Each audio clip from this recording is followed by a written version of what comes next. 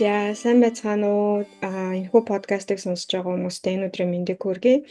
Аа, за тэгээд анх энэ подкаста би ер нь ганцаараа хийж хэлсэн. Тэгээд ганцаараа ингээд яриад ахаар нэг тийм нэг жоохон сонинч гэх юм уу, эвгүйч гэх юм уу нэг тийм байгаадсэн. Тэгээд яг өөрийнхөө одоо энэ сэтгцэн эрүүл мэндийн чиглэлээр ажиллаж байгаа залуу мэрэгчлэнүүдтэй холбогдоод тэгээд ингээд гурван хүн нийлээд хамтдаа энэхүү подкастаа хийхээр ингээд болоод ярилцаад байж байна. Тэгээд аа, нөгөө хоёр мэрэгчлэн маань нэг нь одоо Оросын албаны улсад нөгөө мэрэгчлэн маань одоо Америкийн нэгдсэн улсад одоо сурч амьдарч байгаа. Одоо яг сэтгцэн эрүүл мэндийн чиглэлээр нарийсаад явж байгаа ийм хоёр мэрэгчлэнүүд байгаа.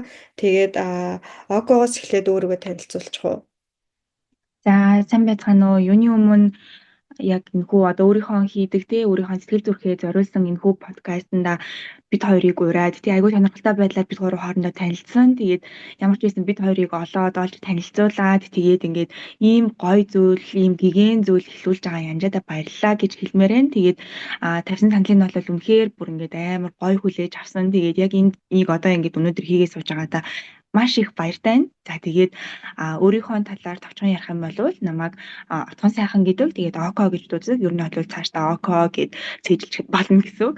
За тэгээд би болохоор Оросын албаны улсад анагаах ухааны их сургуулийг төгсөөд за тэгээд хоол зүйч хэмжээр ер нь бол ажиллаж бас төгсөөд тэгээд нарийсаад тэгээд энэ мэргэжлээр ажиллаж явж байгаад одоо болохоор сэтгцэн эмч, сэтгэл засалч эмч резидент сураад явж байгаа. Тэгэхээр нарийн мэргэжлээ эзэмшиж явж байгаа гэсэн үг тийм. Тэгэхээр бас Оросын албаны улсад Москвад сурж байгаа гэсэн үг. Тэгээд ер нь бол яг одоо дөрөвний бид гурийн бас яг нөгөө нэгдсэн нэг юм нь болохоор юу байсан бэ гэхээр яг ингээд өсвөр насны хүүхдийн сэтгэл зүйн асуудлууд яг энэ асуудлууд дээрээс нь жирэмсэн үеийн болон төрсний дараах сэтгэл готрол яг тэр үеийн сэтгэл зүйн асуудлууд. За тэгээд дээрээс нь гэх юм бол яг нөгөө хоол зүйч хэмжээр ажиллаж байсан учраас идэх эмгэг гэж байдаг. Хооллох эмгэг, идэх эмгэг гэдэг тэрнтэй холбоотой асуудлуудыг бас яг сонирхож нарийн илүү судалж энэ талаар мэдээллийг хүмүүст хүргэхийг бас зорж энэ талаар илүү нарийсч эмчилгээ хийхийг бодож явж байгаа ийм хүн байна. Баярлалаа Око. Батчмыг өөрийгөө танилцуулах уу? За сайн байцгаана уу? Би бас янжаада баярлалаа гэж хэлье. Тэгээд энэ жил Токиогийн их сургуульд танилцсан байг баяртай байна. Намайг Батчмыг гэдэг. Би Монголд 10 жилээ төгсөөд 2015 онд Америкийн нэгдсэн улс ирсэн. Тэгээд ирснээсээ хойш бакалаврын зэрэгээ Вашингтоны их сургуульд авсан. Тэгээ одоо мастерын зэрэгээ сэтгэл зүйн нарийслаар Yale-ийн их сургуульд авч байгаа. Тэгээ миний сонирхол болохоор би төгсөөд аль болох юм өсвөр насны хүүхдүүдтэй тийм сэтгцийн өвчтэй тийм хүүхдүүдтэй ажиллах сонирхолтой байгаа. За баярлалаа. За тэгээд энэхүү подкаст ер нь цаашаа сэтгцэн эрүүл мэндийн боловсрол олгох ер нь одоо бидний мэдрээд байгаа мэдрэмжүүд юу юм, бидний бодол эргэлдээд байгаа бодол санаа юу юм, яг аль нь үнэн, аль нь зөв, яаж ялгаж таньж мэдхийн гээд ерөнхийдөө энэ түгээмэл тохиолддог асуудлууд гих мэт зүйлүүдийн талаар одоо сэтгцэн эрүүл мэндийн боловсрол олгох тийм одоо чиглэлтэй подкаст явж байгаа. Ийм учраас бид нэр өнөөдрийн энэхүү ихний одоо подкастаараа түгээмэл тохиолж буруу ойлголтууд хүмүүсүүдийн дунд байдаг. Тэр зүйлүүдийн талаар ер нь ярилцаж эхлэе гэж бодсон. За тэгээд хамгийн ихний одоо асуулт одоо хүмүүсийн дунд тулгардаг зүйл бол одоо сэтгэл зүйч болон сэтгцэн эмч хоёрын ялгаа яг юу вэ? Энэ тал дээр одоо Око юу гэж бодож байна вэ? Тайлбарлаж өгч болох уу? За сэтгэл зүйч, сэтгцэн эмч яг ингээ хүмүүсийн дунд бол айгүй буруу ойлголттой байдаг. Тэгээ зөвхөн Монгол улсад ч биш одоо яг миний амьдарч байгаа Оросын албаны улсад ч гэсэн ер нь бол яг ингээд хүмүүс одоо нөгөө үгнийх нь үнс нь адилхан болохоор юм уу яг ингээд одоо сэтгцгээ хэлж байгаа учраас хүмүүс андуурах ч юм уу яг хин дээр очих хэрэгтэйгаа мэдгүй ч юм уу За сэтгэл зүйч дээр нь очиж гэхээр сэтгцэн эмчийн шаардлагатай ч юм уу ингээд сэтгцэн эмч дээр очоороо гэдэг нөгөө түүний явуулдаг ч юм уу тэнгууд нөгөө хүмүүс чинь ингээ өөрөөсөө төөрөгдөлд ороод байгаа юм шиг тийм мэдрэмж төрөөд байдаг. Тэгэхээр сэтгэл зүйч гэдэг бол эмч хүн биш одоо хүний сэтгэл хөдлөлтэй зан төлөв одоо сэтгэл зүйн онцлогийг судалдаг яг тэгээд аман байдлаар зөвлөгөө өгдөг мэрэгчлэтнийг бол сэтгэл зүйч гэж нэрлэдэг. За тэгээд сэтгэл зүйч бол эм бичих ирэхгүй байдаг За тэгээд дээрэс нь онц тавих бас ер нь бол ёсгүй. Тэгээд оншийг бол таамаглаж болно. Гэхдээ яг үндсэн оншийг болохоор сэтгцийн эмчин тавиад за тэгээд үндсэн эмчилгээг сэтгцийн эмч эхлүүлэх ёстой. Ер нь бол эхлээд нь ямар нэгэн сэтгэл зүйн асуудал байгаа бол сэтгцийн эмчд үзүүлээд тэгээд миний хувьд бол яг тэгж боддог. Гэтэ хүн яг өөрийнхөө асуудлаас шалтгаалаад өөрөө шийдвэрээ гаргана. Яг сэтгцийн эмчд үзүүлээд тухайн сэтгцийн эмч нь эмэн эмчилгээ те эсвэл одоо сэтгэл зүйн зүгээр ингээд эм эмчилгээ шаардлагагүй зүгээр ингээд хүнтэй ярилцах те одоо сэтгэл зүйн зөвлөгөө авахд боломжтой байна гэж үзэх юм бол сэтгэл зүйчтэйгээ үргэлжлүүлээд ажиллаад явж болно. Хэрвээ эмэн эмчилгээ шаардлагатай гэх юм бол яг эмэн эмчилгээг авж агаад тэгээ хажуугаар нь бас сэтгэл зүйчтэйгээ ярилцах эсвэл сэтгэл засалч эмч гэж бас байдаг. Тэр нь болохоор эмэн эмчилгээ за тэгээд нөгөө нэг одоо яриа нэмжлэгээ те үгээр дамжсан нэмжлэгээ энэ хоёрыг хоёулангийн хийдэг хүнийг хэлдэг. Тэгэхээр яг одоо сэтгэл зүйч гэдэг нь болохоор эмч биш байхаа нэ сэтгцийн эмч гэдэг нь болохоор эмч мэрэгжилтэй те одоо анагаахын их сургуулийг төгссөн эмч мэрэгжилтэй сэтгцээр нарийнсан ийм хүнийг хэлдэг. Око маань айгуу сайн тайлбарлаад өгчлөө гэж би бодлоо. Сэтгэл зүйч болон сэтгцэн эмч хоёрын ялгаан дээр. Тэгээ ер нь ингээд би асуудаг шүү дээ. Чи сэтгэл зүйчд ингээд хандаж үзсэн үү? Сэтгцэн одоо нөгөө нэг төвд очиж үзсэн үү? Ямар нэгэн тусламж үйлчлэг авсан уу гэхлээр авсан. Тэгээ шал худлаа юм бэлээ гэж ярьдаг байхгүй. Тэнгүүд чи яг хаана очисон ингээд тэгэнгүүт мэдгүй тэнд нэг газар байсан нэг фэйсбүүкээр ингээд од болоод байсан ч гэдэг юм уу те нэг тийм газар очиод үзсэн шал худлаа бэлээ гэдэг. За хэдэн удаа очиж үзсэн гэдэг байхгүй. Тэнгүүд нэг удаа очиж үзсэн, хоёр удаа очиж үзсэн ч гэдэг юм уу те. Тэнгүүд энэ дээр болохоор миний ингээд нөгөө нэг бодол юу гэдэг вэ гэхлээр нөгөө энэ сэтгэл зүйн эмгэг гэдэг чинь зүгээр байж агаад одоо юу гэдгийг ингээд нөгөө нэг гэмтэл авж байгаа юм шиг тий одоо биеийн гэмтэл авж байгаа юм шиг шууд ингээд аваарт ороод чих юм уу тий эсвэл ямар нэгэн байдлаар шууд ингээд нэг өдрийн дотор юм уу нэг цагийн дотор үүсэн зүйл биш маш удаан ингэж хуримтлагдаж явсан зүйл учраас нөгөө нэг альва нэг одоо биеийн гэмтэл ч юм уу биеийн янз бүрийн өвчин дээр ч гэсэн нэг имийг удаан хугацаанд хэрглэж үр дүн гарч ирдэ штэ тий яг тэрнтэй адилхан ямарваа нэгэн байдлаар сэтгцэн эрүүл мэндийн одоо зөвлөгөө тусламж үйлчилгээ авж байгаа тохиолдолд ингээд нөгөө тэр нэг удаагийн одоо тийм терапи юм уу нэг удаагийн эмчилгээнд яваа зүгээр болчихгүй шүү дээ тий.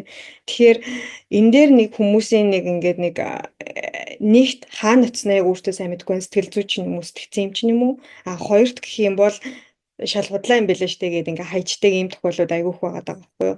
Энэ дээр Бачимгийн бодол юу байна? Тийм энэ би болохоор манай энд Америкт бас байдаг Монгол найзууд эсвэл Америкт байдаг Америк найзууд гэсэн бас хэлтгэлтэй. Хэдий ингээд Америк сэтгэл зүйн чиглэлээр илүү хөгжсөн ч гэсэн бас л ижлэхэн нэг удаа сэтгэл зүйчдэр очлоо бас шалын дэмий юм байли ерөөсөө туслаагүй. Би болохоор тэр найзуудтай юу гэж хэлдэг вэ гэхлээр одоо ингээд сэтгэл зүйчдэр очиод ер нь хамгийн ер нь мэдээж манай Янжагийн хэлснээр үнэ мэдээж нэлээд хэд явж ийж үд үнэн гарна. Тэгээ бас хамгийн гол юм нь сэтгэл зүйч байна уу? Сэтгцэн эмч байна уу? Эмэн эмчилгээ байна уу? Эсвэл ярианы эмчилгээ байна уу? Аль тал дээр таны хамгийн анхны сонсон сэтгэл зүйч юм сэтгцэн эмч миний бодлоор яг та хоёрыг нөх хүнтэй ингээд болцдог шиг хамгийн анхны сэтгэл зүйч яг та хоёр ингээд нийлээд яг ингээд бас үр дүн гарах магадлал бас багтаж магадгүй. Тийм болохоор тэр хамгийн гол нь тэр хүн тань таалагдах нь миний бодлоор хамгийн чухал гэж боддог. Та тэр хүн юмаа яриад тэр хүнтэй яг ингээд тийм аюулгүй мэдрэмж төрж гин үү, ямар нэг юмаа хэлэхэд тэр хүн таныг ямар нэг юм шүүхгүйгээр сонсож гин үү. Тэр нь хамгийн их чухал. Тийм болохоор 2-3 удаа яваад яг өөрийгөө сонсоо тэгээд дараагийнхаа үнэхээр таалагдахгүй бол тэр сэтгцэн эмчээ өөрчлөх нь бол үнэхээр зүгээр шүү. Бас бид нар ч гэсэн ингээд сэтгцэн мэрэгжлийн хүмүүсийн болохоор ирээдүйн өвчтөн маань ингээд би бүх өвчтөд надад таалагдахгүй. Тэгээ бүх өвчт би бас ингээд хүн болгон бүх ингээд сэтгэл зүйчтэй таалагдахгүй болохоор тэр хоёр хүн яг ингээд зохицдог хоёр хүн биенийг олох нэг чухал гэж боддог. Тийм болохоор би бас Америкт ирээд 5-6 мужид баг амьдэрсэн юм уу? Тэгээ мужаа солих болгон заавал өөр сэтгэл зүйчдэр очиж сэтгэл зүйчийг би сольдог байсан. Энгийн хуулиар. Тийм болохоор би нэлээд олон сэтгэл зүйч ингээд сольж исэн болохоор ямартайж баг 2-3 одоо хүн баг ингээд ингээд уучлаарай ингээд жоохон арай таалагдах байна гэд ингээд солиод тэгжиж яг ингэж яг хамгийн таалагддаг би намайг ингээд шүүхгүй намайг ийм аюулгүй одоо аюулгүй мэдрүүлдэг тийм сэтгэл зүйд болсон гэх юм уу? Мгм. Харин тийм тэгээд яг энэ дээр бас тийм миний одоо хүмүүсийн дунд аягүй их тийм буруу ойлголт яваад байт юм шиг яг санагдаад идэг гэсэн ингээд үгүй ээ, нэг удаа яваад ингээд үр дүнчин гарахгүй ээ. Хоёр удаа явна, гурван удаа явна, дөрвөн удаа явна. Нөгөө сэтгэл зүйч чинь ч гэсэн тийм мэрэгжлийн хүн таны сэтгэл зүй дотор юу болоод байгааг ингээд яг мэрэгжлийн түвшинд нь ойлгодог. Яг л адилхан хүн байгаа бид нартай адилхан тий. Таныг мэдгээд цаг хугацаа шаардлагатай. Тэр хүнд чинь бас хугацаа хэрэгтэй тий. Таныг ойлгож таны дотор яг юу болж байгааг. Тэгээд тэгээ би ердөөсөө эргэн тойрныхондоо айгүй хэлдэг байсан. За ядаж 3 удаа явчих. 3 удаа яваад үнэхээр сэтгэл зүйч чинь таалагдахгүй байгаа л өөрчилж болно тий. Магадгүй эхний удаадаа зүгээр ингээд бүр этикли ямар нэгэн байдлаар ёс зүйн одоо тий алдаа гаргаад ч юм уу эсвэл үнэхээр тэр ярианы өнгөн ч юм уу байгаа байдал нь танд таалагдахгүй болсолж болно. А гэхдээ зүгээр л өөрчлөлт өөр дээр чинь гараагүй төлөө нэг удаа явчаад одоо тий сэтгэл зүйчээс зөвлөгөө авчаад хаях бол айгүй өөрийн чинь ч гэсэн тэр нэг удаагийн бас одоо юунд өгж байгаа тий эмчилгээнд өгж байгаа мөнгө чинь бас хайран байхгүй юу. Тэ тэгэхээр 2 дахь 3 дахь удаага гэх мэтчлээ одоо юу гэдгийг өөр өөр хөдөлгөөн одоо нөгөө нэг constantly явах хэрэгтэй л гэж би ер нь боддгийн. За тэгээд дараачих нь гэх юм бол одоо Монголд ингэж ярьдаг ш хүмүүс одоо сэтгцэн эрүүл мэндийн тусламж авах нь нэг тийм нэг ичхүүртэй юм шиг тий. Тэгээ эсвэл одоо нөгөө тухайлбал ингээд ер нь ярих юм бол одоо сэтгцэн эмч ч юм уу одоо сэтгцэн эрүүл мэндийн үндэсний төв гэж хүмүүс барыг ярьдаг баг шараад нэмлэг гэж ярьдаг штэ тий. Шараад нэмлэг. Эсвэл бүр галзуу нэмлэг гэж ярьдаг штэ.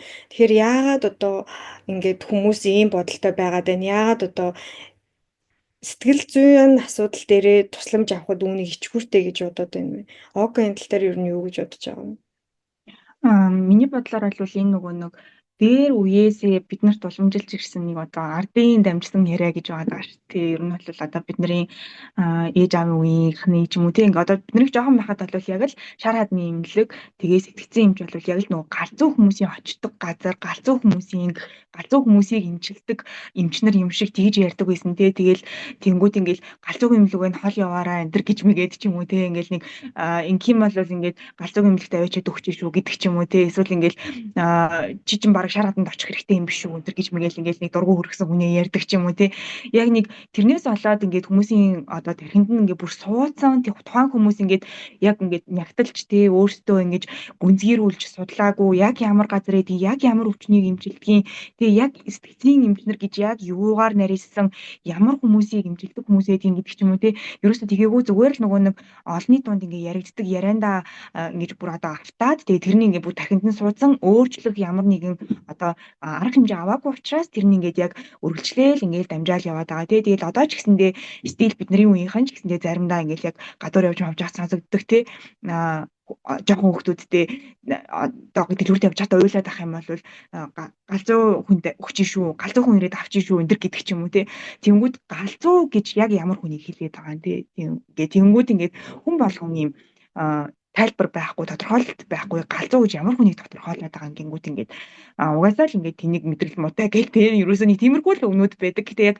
тэднийх нь гол үндэс учир нь юу юм бэ гэдгийг ерөөсөө хүмүүс мдэггүй байдаг. Тийм болохоор яг энэ асуудал ингээд айгүй тийм яг одоо ичгүүртэй зүйл гэж харагдаад тэгээ тэр нь биднээс одоо бид нар л энийг өөрчлөхгүй бодвол бидний хүүхдүүд ч гэсэн тийм ойлголттой болоод явна гэсэн үг тий. Тэгэхээр уг нь бол сэтгцэн эмч гэдэг чинь сэтгэлийг эмчилдэг хүн тий сэтгэл гэдэг чинь өөрөө эргэтэн бидний нүдэнд харагдахгүй бидний гарт баригдахгүй өвдөж ийн гэдэг нь яг одоо шургаж унаад өвдөх шалбарах үед өвддөг өвдөлт хорсолт тий тэрнээс өөрөөр мэдэгддэг гэхдээ сэтгэл гэдэг чинь эргэтэн яг энэ эргэтнийг бид нар бусад эргэтэнтэйгээ адилхан тий одоо чухал эргэтэн гэж хүлээж авах хэрэгтэй за тэгээд өвдсөн бол гимцэн бол шархалсан бол тэрийг имжлэх хэрэгтэй яг цаг тухайд нь одоо бид нар ингээд шарх авчаал тий одоо хөлөө угалчаад за тий өөрөө зүгээр олон нийт тий найзаа би хөлөө угалчлаа яг хожины зөвлөгөө өгөөч гэл найз нь зүгээр тий нач тийж байгаа гэдэг ч тийм үлээ гэх тэгэнгүүт бид нар ингээд хуурсан хөлтөө яваад байдгүй шүү дээ яг тэрнтэй адилхан ингээд сэтгэл чинь гинтээд ямар нэгэн трама аваад тий шархлаад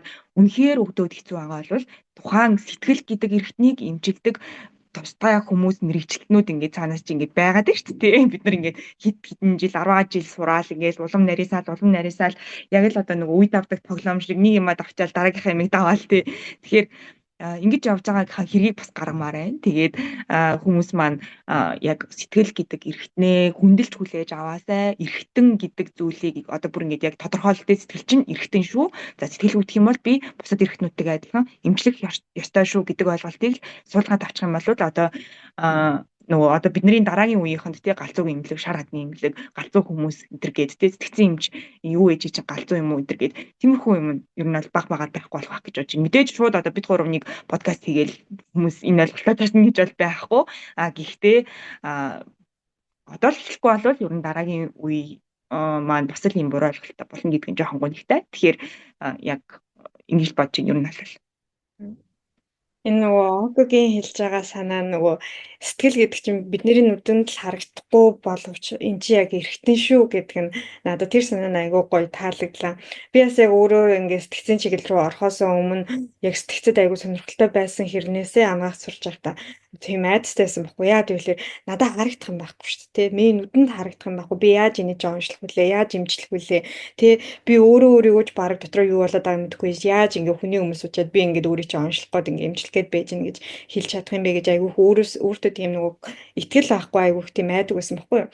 Тэгээд окогийн саяны яг ингээ бидний нүдэнд харагдахгүй гэхдээ эргэтэн гэж хэлсэн чинь яг ингээд ёнк гэдэг ингээ нэг тархилаа амир орж нэрээ тийм штэ тэгээд надаа энэ тал дээр нөгөө нэг боддөг юм нь ер нь бас гэхдээ Монгол улсд ч гэлтгүй одоо ерөнхийдөө ялангуяа энэ Азийн орнуудад одоо Японд ч гэсэн тий ерөнхийдөө хүмүүсийн сэтгэл зүйн дотоод юм а хүмүүсээс айгүй их нуух гэж оролдсон юм шиг тий өөрийнхөө одоо яг тийм нэг одоо магадгүй зарим хүмүүс тий миний асуудал бусдад одоо хамаагүй гэж боддог ч юм уу эсвэл зарим хүмүүс болохоор өөрийнхөө тэр дотор байгаа тийм айгүй тийм одоо одоо юу гэдгийг тийм vulnerable байдал одоо нэг монголоор юу гэж орчуулах юм бэ тийм нэг бусдын өмнө өөрийгөө илчлэх нь гэдэг юм уу одоо сэтгэл санаа ийм байгаад байгаа шүү, тийм байгаад байгаа шүү гэж өөрийгөө илчлэх нь одоо өөрийг нь тийм ичхүүртэй байдалд оруулдаг ч юм уу, өөрийг нь тийм хүчгүй сул дорой харуулдаг ч гэдэг юм уу тийм.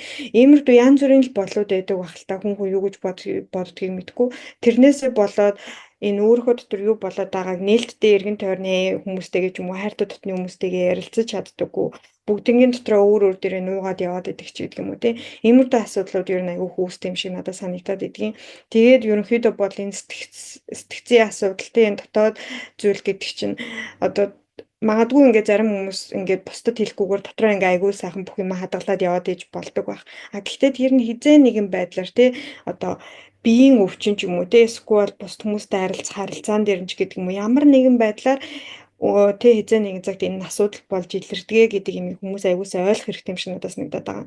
Одоо нөгөө нэг зүрхний өвчтөй хүмүүс ч гэдэг юм уу ямар нэгэн байдлаар ийм уухгүй ч гэдэг юм уу эсвэл даралтаа зохицуулахгүй яваад хаа удаан хугацаанд янз одоо хүндрэлүүд илэрч байгаа шүү дээ тэ зүрхний эмгэгийн яг тэрнтэй адилхан энэ сэтгцэн эрүүл мэндийн бас эмгэгийн одоо удаан хугацаанд үүсэх одоо хүндрэлүүд гэж бас байдаг. Тэднийг бас хүмүүс аягуусаа ойлгодог байгаасаа гэж юу нэгсдгийн. Тэгээд хиний одоо ингээ око болохоор ингээд Монгол Орос талаас айллаасаа би болохоор шийдвэл ер нь Аз талаас дэлгүй ингээд өнцгөөсөө хараад байгаа. Бачимгийн үед ерөнхийдөө ингээд нэг Америк талаас Америкт байгаа шүү дээ тий олон жил гэсэн. Тэнгүүд Америкчууд ингээд бас ерөнхийдөө Азуудыг бодвол ер нь хамаагүй өмнө яваад байгаа тий сэтгцэн эрүүл мэндийн. Аха. Америк болохоор 50 мужтэй. Тэгээд ер нь бол одоо Калифорниа ч юм уу том мужтууд нь бол одоо ингэ сэтгэл зүйч дээр явдаг одоо хүмүүс найз нөхдөдтэй болохоор би сэтгэл зүйч дээр явдаг байдаг гэхэд тэр нь бол үнээр ингээд эргээр нөлөөж авдаг. Чи сэтгэл зүйч дээр явдаг юм аа мундаг юм аа. Тэ чи ингээд өөрийнхөө ингээд сэтгэл зүг арчилж гин айгу мундаг байна гэж яддаг. Гэхдээ бас Америкчууд том болохоор бас юм жижигхэн хөдөөний хотуудад бас л яг ижилхэн зарим бас л яг Азийн юм Монгол орнуудад ижилхэн бас сэтгцэн энергээр нууж магадгүй. Тэгээд манай бас янжаасаа сэтгцийн өвчнөө нуудаг. Гэхдээ миний ингээд анзаарсан нэг зүйл болохоор ингээд монголчууд ч гэсэн бид нэр миний бодлоо манай аавч ч гэсэн ер нь л хэдүүлээ ингээд тэ айгүйх сэтгцийн өвчин гэхээр шархаад гэл түрүүнд ярьж ирсэн хэдүүлээ. Тэгэл тэрийг айгүйх нуухай хичээдэг сэтгэл зүйчдэр явсан гэдэг хүнд хэлдэггүй. Хэдий бид нэр ингээд айгүйх ингээд тэрийг нуухайг ингээд хүссэн ч гэсэн миний бодлоор заавалч ямар нэгэн аргаар тэрхүү ингээд сэтгцийн эмгэгтэй сэтгцийн готрол нь заавал нэг гарч ирдэг гэж боддог. Жишээлбэл миний Адаашнаар болохоор одоо Монголд хүмүүс нэлээх арх удаг ч юм уу тийм ээ. Эсвэл нэлээх шоу үздэг. Эсвэл сэтгцийн ингээд юм зөнгөл байгаад айгүй чихэр идээд хоол игээд тэр нь хоол идсээр агаад тэрийг ингээд сэтгцийн эм усны оронд хоолоор өөрийгөө эмчсээр агаад нэлээд таргалаад саахан шиднийтэй болдог ч юм уу тий. Би тэрийг зөвхөн Монголд гэлтгүй Америкт нэлээд харж байсан. Ингээд айгүй ганцаарсан тийм хүмүүс ингээд гэртээ очоод хоол идэлээдэг өөрийгөө ингээд эмчлээ сэтгэлийн эмчтэй. Тэгээд би тэрийг харж исэн болохоор ингээд хэдий бид нэр мянга ингээд нөгөө дарсан ч дараа нь гэдэг лөө миний бодлоор ямар нэгэн аргаар хүмүүс тэгээ сэтгцийнхаа өвчнөдөө дийлэхийн тулд ингээд ямар нэгэн аргаар одоо арай юм уу тамиг тиймэрхүү хэдэлтэй болохоор заавал ингээд гарч ирдэг гэж боддог. Тэгээ тийм болохоор сэтгэл эрүүл биш бол миний бодлоор бие эрүүл биш байхад айгүй хэцүү байдаг. Тэгээ тийм болохоор бас манай охид хэлсэн шиг сэтгэлийн эрхтэн гэдгээ сэтгэлийн эрхтэн гэдгээ ингээд арчлаад тийм ээ ингэж явах нь гэж бодож байна. Би бас энд нэг юм хэлэх үү. Сая яг бачимгийн хэлсэн дээр бас ингээд нөгөө түрүүний янжаа намайг ярьсан чи Yonk гэдээ орж ирлээ гэдэг шиг бас ингээд яг Yonk гэдээ орж ирсэн юм болохоор яг нөгөө нэг хичнээн нуугаад тий бусад хүмүүст нээж дэлгэж хүмүүстэй ярилцаж чадахгүй байгаач тэр чинь ингээд яг таны үйлдэлээр ч юм уу тий ямар нэгэн байдлаар яг илэрч гарч ирдэг тий тэр нь анзаарагддаг тий тэгэхээр одоо үгээр заавал хүн өөрийгөө илэрхийлэх албагүй те өөрийгөө дотроо юу болж байгааг үгээр заавал хэлэх албагүй. Гэхдээ таны нүдний чинь харцнаас гаргаж байгаа үйлдэлээс те бусад хүмүүсийн дунд биеэ хэрхэн авч явж байгаа байдлаас таны тухайн одоо сэтгэлийн өвдөлт сэтгэлийн асуудлууд те биднэрт харагдаад байдаг гэсэн үг те. Тэгэхээр магадгүй мэрэгжлийн бус хүмүүс бол тэрийг анзаарахгүй те энэ угаасаа л ийм хүн гэд те тодорхойлт өгөөд явчихдаг. Тэнгүүд тэр хүн магадгүй ийм хүн биш зүгээр тэр хүн өвдөж байгаа хүн те тухайн хүний сэтгэл нь байгаа. Тэр асуудлаа яаж шийдэх мэдгүй байгаа учраас яагаад гэвэл тэр хүн тухайн асуудлыг шийдэх ямар нэг арга хэмжээ аваагүй байгаа. Арга хэмжээ авах нь өөрөө хэвтэр зүйл гэсэн ойлголттой байгаад байгаа тий. Тэгэхээр яг ийм нэг юм одоо юу болчиход байгаа байхгүй сайкл болчиход байгаа байхгүй тий. Ийм нэг хизээж ингээд одоо бүр юм цагирах шиг ингээд ториол яваад идэг тий. Ингээд гарцгүй болцсон. Тэгэхээр хамгийн гол нь одоо яг нэг түрүүний хэлсэнчлэн сэтгэл өвдөд одоо бид нар зүрх өвдлөө гэхэд им уухгүй болвол зүрхээ зүгээр олохгүй ч тийм ингээл өвдгөл яваад дий чадахгүй шүү дээ тий угаасаа тэгэнгүүт ингээд тухайн зүйлийг сэтгэл ингээ хоосорсон байхад бид нар тэрийг дүүргэх ямар нэг юм гаднаас хайгаад байгаа. Тэр нь ингээд яг одоо арх тамхины асуудал ч юм уу эсвэл хар тамхины асуудал ч юм уу эсвэл одоо хоолтой ингээд сахарын хэтрүүлэн хэрэглээ ч юм уу эсвэл мөрөдөө тоглоом ч юм уу тий ямар нэгэн байдлаар тэр нөгөө одоо бидний тэр сэтгэл ханамжийн даавар гэж байгаа шүү дээ. Тухайн зүйлийг ингээд ялгаруулах ямар нэгэн үйлдэл хийж иж тэрийг ингээд нөхөж авч сэтгэлээ дүүргэх боломжтой болдог гэсэн үг. Тэгэхээр тэгэнгүүт ингээд хамгийн уг нь бол тэр сэтгэлийг дүүргэх эко арга нь болохоор одоо уг нь бол сэтгэл зүйн тусламж үйлчилгээ авах цаг тухайд нь тухайн асуудлыг шийдэх гэдэг л ер нь бол маш хялбар зүйл байгаа. Гэхдээ энэ хялбар зүйлд хүрэхийн тулд маш олон шат даваа хэцүү зүйлсийг давдаг гэдгийг ер нь бол бүгдээрээ бас ойлгож аваад тэгээд үүнд бэлэн байх хэрэгтэй байх гэж бодож байна. Харин ерөнхийдөө бол хоёрын яг хэлсэн санаа бас аягүй тэмцүү санагдаж байна. Ерөнхийдөө бол ингээд сэтгцэн эрүүл мэндийн асуудалтай байх юм бол би тусламж үйлчилгээ авах хэрэгтэй байна гэдгийг мэдчихлээ. Энэ бол ичүүртэй зүйл биш юм байна гэж бодчихлоо тий. Тэнгүүд маш олон хүмүүс яг өөрөө ерөн сэтгэл зүйн асуудалтай эсгээч ер нь мэдгүй явж байгаа хүмүүс байгаа шүү дээ тий. Яг ямар үед би надаа сэтгцэн эрүүл мэндийн тусламж үйлчилгээ хэрэгтэй болов би эмч тандах юм уу эсвэл сэтгэл зүйч тандах хэрэгтэй болов гэж ер нь боддож эхлэх хэрэгтэй вэ? Энэ тал дээр ер нь юу гэж бодож байна? За ер нь болохоор хүн өөрийгөө ойлгох айгүй хэцүү байдаг. Тэгээ яг ингээд бид нар найзуудыгаа ч юм уу эсвэл дотныхоо хүмүүсийг гэр бүлийнхнийгаа аягүй сайн ойлгодог те. Тэгээд тэднэрт ингээд зөвлөгөө өгдөг, чатгаараа тусалдаг, дэмждэг. Гэтээ яг өөр дээрээ ирэхээр болохоор яг нэг өөрийн толгойд ирэх юг хараагүй ээжэж энэ төр гээл тэгдэг штэ те. Тэгэхээр яг ингээд тэрнтэй адилхан өөрийнхөө дотор байгаа асуудлыг ойлгоогүй. Гэтээ ингээд хүмүүст илүү ингээд тусалдаг. Хүмүүст ингээд чин сэтгэлээсээ ингээд аягүй зөвлөгөө өгдөг ч гэдэм юм те. За тэгэнгүүт яг би надад юу болоод байгаа гэлээ гээл те. Ингээд би яагаад байгаа илээ, би юу мэдрээд байгаа илээ гэдэг ингээд дотгошоо чиглэсэн ямар нэгэн үйлдэл хийхээр, ямар нэгэн бодол явахаар ингээд нэм гацчихдаг тий. Яг одоо яг юу болоод байгаа юм бол яг яах ёстой юм бол энэ ингээд зөв юм болов буруу юм болов гэдэг ч юм уу тий. Эсвэл би ингээд зөв амьдраад байгаа юм болов буруу амьдраад байгаа юм бол энэ юу н асуудал юм болов асуудал биш юм болов тий. Би одоо эрүүл юм болов эрүүл биш юм болов гэдэг ч юм уу тий. За миний хувьд бол яг тийм асуултын тэмдэг гараад ирэх юм бол би зөв амьдраад байна уу буруу амьдраад байна уу тий. Би яг миний одоо сэтгэлийг зовоогоод байгаа тий, миний санааг зовоогоод байгаа энэ асуудал яг хэвийн зүйл юм болов эсвэл хэвийн биш зүйл юм болов гэдэг ч юм уу тий. Ямар нэгэн ийм асуултын тэмдэг гараад ирвэл мэрэгчлэлтэнд хандаад тэгээд тэрнийхээ асуултын хариултыг олоод авчих хэрэгтэй л гэж юу нь бол бодож байна. Өөрөө өөрийгөө хэрвээ ойлгож чадахгүй байгаа бол зүгээр л өөр чаддаг хүнээс нь тусламж гуйхад асуудалгүй шүү дээ. Одоо жишээлбэл бидний компьютер эвдэрлэгээ гэхэд чинь бид нар ингээл өөрсдөө алхын онгоолгоол тий нөгөө нэг бахан жижиг сажиг юмнуудыг ухаал гээд оролдоод байдаггүй шүү дээ. Тий энийг одоо ингээ би янзлчихсан энэ одоо зүгээр байгаа юм болов уу? Эсвэл энэс эвдэрсэн болов уу гэд тий. Тэгэл бид нар ингээл компьютер засварын газар руу ч юм уу тий ингээл яг засдаг хүн рүү очиод ч юм уу нэг янзлаад өгөөч ээ гэд эсвэл энэ ингээ асуудалтай байна уу үгүй байна уу нэг хараад өгөөч ээ гэдэг ч юм уу тий ингээд очдөө шүү дээ. Яг тэрнтэй адилхан. Тэгээ миний хувьд бол яг бидний үеийн бүх хүнд сэтгэл зүйн тусламж үйлчилгээ хэрэгтэй гэж боддог. Ямар нэгэн байдлаар хүн болгон өөрийн гэсэн ямар нэгэн асуудалтай байдаг. Тэгээ тухайн асуудалтайгаа тэмцэж явдаг. Би угаасаа л ийм хүн штэ гэсэн тодорхойлолт өөртөө өгсөн байдаг тий. Гэхдээ яг үнэндээ тийм хүн биш байх магадлал айгүй өндөр гэдэг. Тэгж л бодож байна. За миний хувьд болохоор би яс түрүүнд хэлсэн нөгөө нэг 4-5 удаа ингээд мууж солиод суулгах болгонд тэр мужийнхаа хуулийн дагуу заавал ингээд сэтгэл зүйчээс одоо өөрчлөлт гэсэн.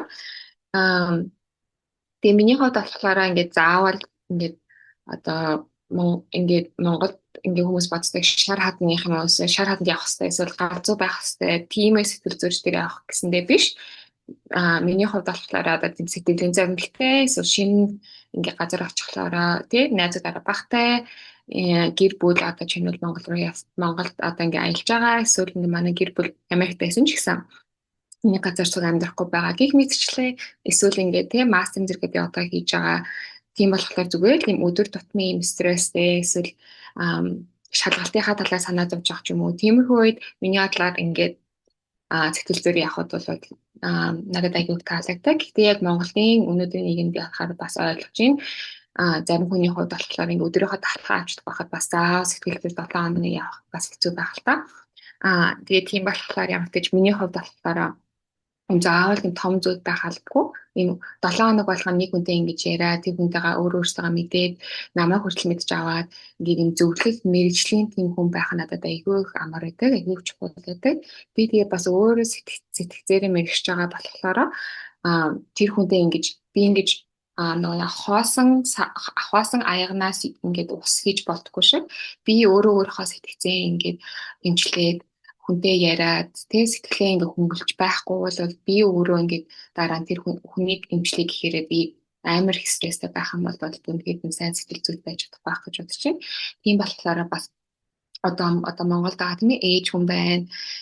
Эмээ одоо ямар нэгэн хүн болгон тийм өөрийг хариуцлагатай байгаа. Тийм болохоор та ингээд айгүй их стресстэй таны стресстэй юм сэтгэл нэлээ юм хүн санагдаад байх юм бол ер нь л ингээд тийм дотны нэлээ сайн ингээд ярих найз байх юм бол бас болж юм те. Гэхдээ яг юм мэрэгжлийн хүн тэр үнээр боломжтой бол яваад сэтгэлээ хөнгөлөөд яг мэрэгжлийн дагуу тэрхүү зөвлөгөө аваад ингэж явах юм бол та тэр буцаад хариуд нь илүү сайн ээж байх тийм ээ илүү сайн эхнэр ах илүү сайн айлын аав байх илүү сайн ах байх илүү сайн компани менежер байх ч юм уу тийм үр дагавартай байх гэж бодож байна. Тэгээ энэ дээр болохоор миний нэмэх юм нь юу гэхээр энэ миний одоо мэрэгжлийн онцлогоос болж байна. Эсвэл зүгээр хувь хүний онцлогоос болж байна. Би болохоор нэг боддөг юм нь юу гэхээр альва юмны үндэс суураас нь эхлээд зөв тавигдах хэрэгтэй гэж би өөр аюул боддог байхгүй. Тэгэхээр юу гэсэн үг вэ гэхээр ерөнхийдөө бол одоо сэтгэл зүй одоо шилбэл бид нар одоо ингээд бие махбодын одоо янз бүрийн эмгэгүүдээс үргэлжлэн сэргийлэх, таргалтаас үргэлжлэн сэргийлэх, чихрийн шижнээс үргэлжлэн сэргийлэх дээр дандаа л нөгөө дасгал хөдөлгөөн ингээд үргэлжлэн сэргийлэх юмнууд ярьдэн штэ тий. А тэрнтэй яг адилхан сэтгэц гэдэг чинь аль руу огогийн хэлсэн. Эн чинь бидний нүдэнд харагдахгүй эргэтэн. Энэ эргэтээ бид нэр өвдөж эхлэхээс өмнө хайрлах хэрэгтэй гэж би хувьд бол боддог байхгүй. Тийм учраас одоо юу гэдэг өвдөж эхлэхээс өмнө бусдаас зөвлөгөө авдаг, сэтгэл зүйн зөвлөмж зөвлөгөө авдаг. Энэ нь заавалчгүй энэ альтрууны нөгөө Батчимгийн бас хэлснээр ингээ заавалчгүй нэг терапевтээр очиод ч юм уу эмчтэр очиод зөвлөгөө аваад мөнгө төлөөдэй гэсэн үгтэй биш те. Эргэн тойрныхоо өөрөөсөө арай илүү одоо одоо юу гэдгийг өөрөөсөө танаас өөрөөс чи арай илүү тийм хүн дээр очиж зөвлөгөө авах те. Тэр нь одоо юу гэдгийг яг үүрдэг ижил төвшний хүн дээр очиод буруу нэсэ зөвлөгөө авчвал ер нь бүх зүйл амар буруугаар ирэх боломжтой.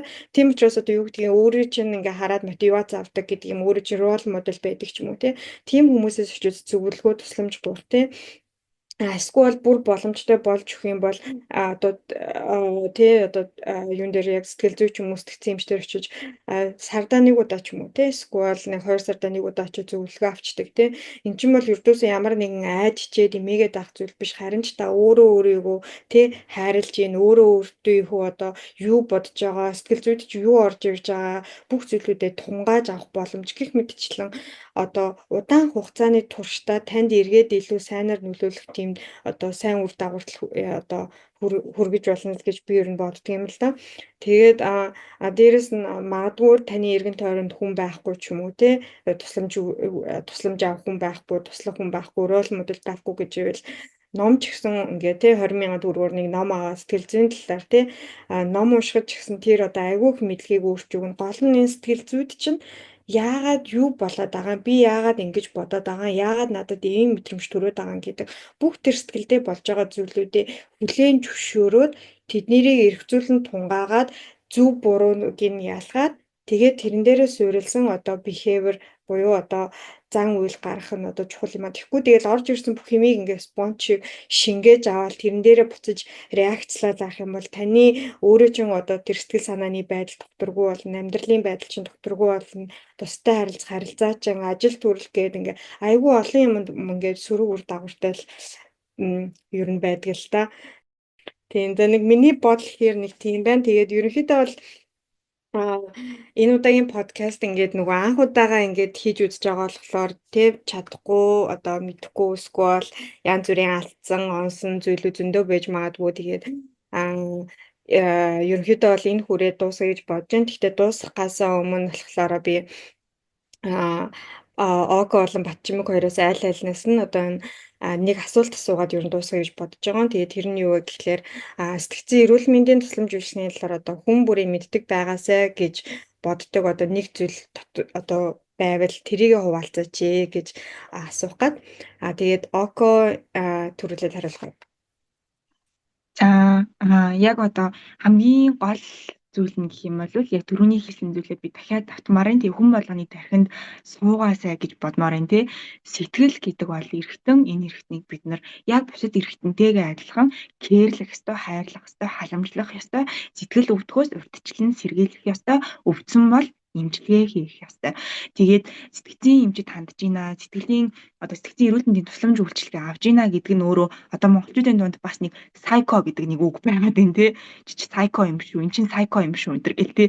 Тэнгүүд үгүй ерөөсөө энэ чинь ингээд юм буруу зүйл биш тий, харин ч өөрийнхөө төлөө хийж байгаа айгүй том хөрөнгө оруулалт юм шүү. Ингээд ирээдүйн амьдралаа цаашдын замаа тий илүү хялбарчлах, илүү одоо амгалан аз жаргалтай болгох тий эхлэл юм шүү гэдгийг хүн болгон ойлгоосай гэж хүсэж байна. Миний нэг хэлмээр болохоор би сүүлийн үед айгүйх энэ үгийг айгүйх бодоод байгаа. Шүдний эмнэлэг Монгол очихлаа. Шүд эрүүл бол бие эрүүл гэж амар тэргүйгээ сандаг байсан. Тэгээ одоо би ингээд сэтгцийн мэргэжлийг ингээд сураад итлээ бодглохоор миний бодлоор сэтгэл эрүүл бол бие эрүүл гэдэг миний бодлоор баг шүд эрүүл байхаас ч эхлэж чухал санагддаг. Та ингээд сэтгэлийн эмчилгээ аваад эсвэл ном уншаад сэтгэлийн зөвнөлөө хөндлөөд явах тусан хүн одоо ажилдаа илүү сайжирч болж байна. Эсвэл ингээд сэтгэлийн зөвнөд байсан юм аа ингээд илүү их одоо мотивацтай байж болж байна. Тэгээ эсвэл гүүгүүд илүү амархан болоо жин хасгаад амархан эсвэл айгүйх төлөвлөгөөгөө сайн гаргаад тий амжилтанд хүрэхэд ч юм уу амархан ч юм уу эсвэл өөрөө ингэ сэтгэлээ ингэ тордох тусам тий тэр чигээрээ би түрүүний хэлсэн шиг айлын сайн хүн байхад амархан байдаг эсвэл тэр чиглэлээрээ айлын ээж байхад илүү амархан байдаг гэх мэтчлэн миний бол сэтгэлээ та тордох юм бол бас охин хэлсэн шиг тий сэтгэлийн эрхтэн гэдгийг тортох юм бол миний бодлоор таны бие эрүүл, таны хүрээлж байгаа энэ таны асуудал гэр бүл тий бүх юм ингээд дараа нь та тэр ингээ асуудлуудыг шийдэхэд бидрээ хэлбэр амархан юм болно гэж бодсон. За миний хувьд гэх юм бол ерөнхийдөө хүмүүсийг юу гэж би боддог вэ гэхээр дотроо яг юу болоод байгааг, яагаад ийм мэдрэмж төрөөд байгааг, яагаад ингэж бодоод байгаа, тэгээ яагаад би энэ хүн одоо юу гэдгийг надад ингэж хэлэнгүүд нь яагаад би ингэж реакц үзүүлээд байгаа, тэ надад ямар бодол төрж байгаа гэх мэтчлэн өөрийгөө тэр байгаагаар нь хүлээж аваад юу болоод байгаагаа илэн далангүй бусдтай бас ярилцаж сураач тий. Яг та ганцаархнаа ингэж яваад байгаа биш маш олон хүн тантай адилхан янз бүрийн асуудлууд тавьж байгаа. Гаднаасаа л гоё сайхан харагдчих магадгүй тий. Гэхдээ одоо яг нөгөө саяны хэлснээр нөгөө нэг сэтгэл эрүүл бол бие эрүүл гэдэг шиг дотроо болоод байгаа зүйлийг бусдаасаа хаваалцаач. Тэгээд дээрэс нь тусламж бусдаас гуйгаач тий. Энэ бол зүгээр одоо тусламж бусдаас гуйх нь өрдөөсөө ич хүртэй зүйл биш. Та мэдхгүй байж болно, чадахгүй байж болно, чаддаг хүнээс нь тусламж авч болно тий. Энэ нь танд маргааш илүү өөрөөсөө дээр хүн болоход л туслана уу гэхээс тэрнээс бол дуртахгүй. Тийм учраас тусламж гуйна гэдэг чинь өөрөө зоригтойгийн мэдгүй байгаагаа илэрхийлж хэлж чадж байгаа зоригтойгийн шинж учраас одоо бусдаас тусламж ялангуяа сэтгцэн эрүүл мэндийн тусламж үйлчилгээ авахаасаа бүү хичээч, бүү санаа зовооч тий гэж зөвлөхөр байна. За тэгээд за ерөнхийдөө бол өнөөдрийн ингээ подкаст энэ хүрээд ер нь дуусгая гэж бодлоо. Тэгээд Око Бачимг хоёрт одоо хэллэх зүйл ч юм уу нэмэх зүйл байхгүй бол ингээд ер нь подкаста дуусгая гэж бодож байна. Та хоёр гайгүй. Хэлэх гэжсэн бүх юмнуудыг ер нь бол хэлчлээ гэж бодож байна. Тэгээд ямар ч гэсэн яг энэ үүлээ эхлүүлсэндээ амар баяртай байна. Тэгээд бас алдаа дутагдaltaд маань хүлээцтэй хандараа гэдгийг бас дэмжээ дахиж хэлмээр байна. Тэг хүмүүсээс шүүмжлэл хүлээж авах магадлалтай. Гэхдээ бас нөгөө нэг хүмүүсийг хэлж байгаа үгэндээ жоохон болгоомжтой хандараа гэж хэлмээр байна. Бид гурав бас сэтгэлтэй. Тэгээд сэтгэл маань бас өвддөг гэдэг. Гомдчихж магадгүй гэдэг. Надад бас хэлэх юм бараг бүгднийг манай янжаалжлаа. Тэгээд заримдаа жоохон монгол хэлээрээ алдаа гараад магадгүй би тэгээд аягүй хичээж хийж байгаа. За тэгээд дараагийн подкастаараа уулзлаа. Түр баяртай. Баяртай. Баяртай.